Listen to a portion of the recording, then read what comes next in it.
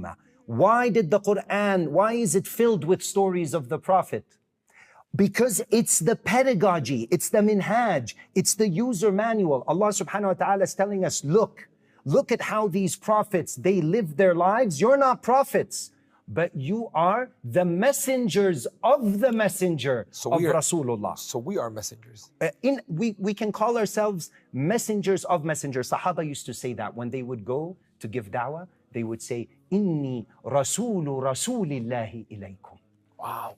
It's very powerful, man. So, Osama, basically you're trying to say each one of us has a message to send out with the knowledge he has, with the place or situation he's in. Like, you know more, so you have to give more. I know less, so I have to give. How does it? The Prophet sallallahu alaihi wasallam in Khutbatul Wada', the final sermon, all 124,000 Sahaba were there. What did he tell them? بَلِّغُوا عَنِّي وَلَوْ آيَةً. That if you know one thing, deliver the message. Then he said, فَلْيُبَلِّغِ الشَّاهِدْ مِنْكُمُ الْغَائِبِ. Whoever's present today, let him deliver to the message to whoever is not present here today. So it's this constant cycle, ongoing.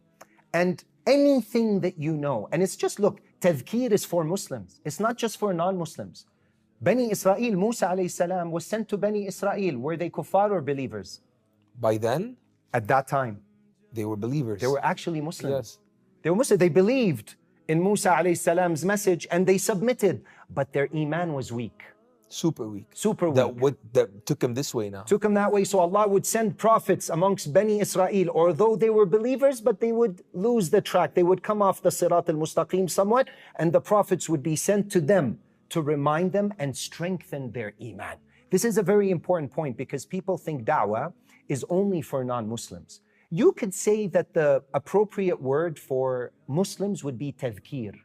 But it's a practice too. Reminder.